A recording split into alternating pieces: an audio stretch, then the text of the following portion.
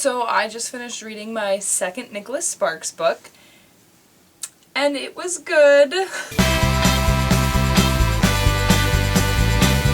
I just read The Guardian by Nicholas Sparks, obviously. I just told you that.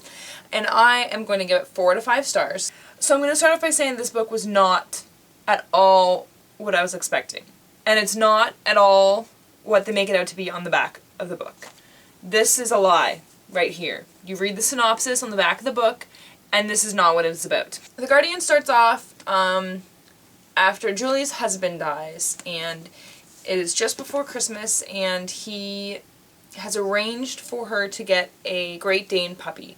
And so he's just died recently, and this Great Dane puppy has been dropped off at her house with a nice letter from her now dead husband saying, "This is your dog and he will take care of you and I will always look out for you no matter where I am after I die," or whatever. 4 years later, she's, gotten over his death and she's starting to date people again now. Her now dead husband's best friend has been in love with her for a while, and they're really, really good friends, and he's too nervous to do anything about it, and it's super cute, and he's just super, shy and in love with her, and it's adorable. So, first 50 pages I was thinking, oh, this is a really cute book, I think I'm gonna like it. And I thought it was just gonna be this cute love triangle between Mike, who's her friend who's in love with her, and this new guy that she starts dating. Which is not. That's how it starts, and that's not what it's about at all. It's about this guy that she starts dating who is a freaking creep. He's this huge, stalker man, and I just was afraid the whole time that he was going to, murder her. It was a very stressful read, I'm telling you that much. It was not a cute story. It was cute at the beginning, and then it was frightening. But it is about this creep-faced man who is a freaking creep, and he, knows everything about everything, and he denies being a creep, and he makes people think that he's not a creep when he really is, and the only people who think he's a creep are the people he's creeping on, and the people they're trying to tell about him being a creep are he's not a creep, he's a really nice man. And it's oh my god, why can't you see how much of a creep he is? Yes, it was good. It was not what I was expecting, but it was good. It wasn't, spectacularly well written. There wasn't anything special about the writing style. It was just mostly a lot of dialogue and a lot of, people interacting. There wasn't, beautifully written passages or anything like that.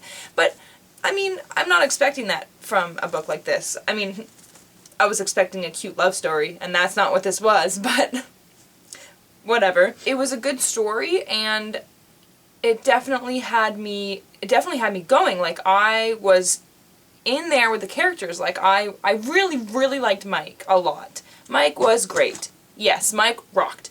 And the creep face was such, I really, felt for all the characters, and I was oh my gosh, why can't you see that he's a creep? And so that's obviously what he wanted to do, so that, he did that well. But it wasn't, my favorite book, and I wasn't in love with it.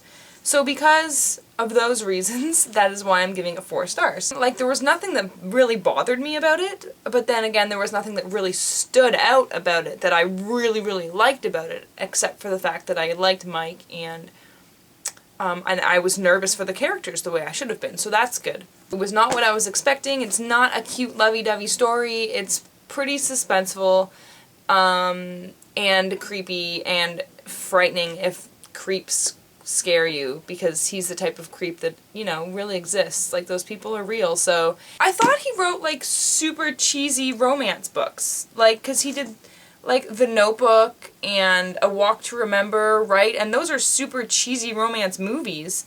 So I kind of want to read one of the super cheesy romance books now. The Best of Me was kind of a cheesy romance, but there was a little bit extra to it that made it not cheesy romance at the same time. And The Notebook was just all cheese. I don't want to be scared of freaking murderous creeps who stalk you. Someone recommend me a cheesy romance Nicholas Sparks book.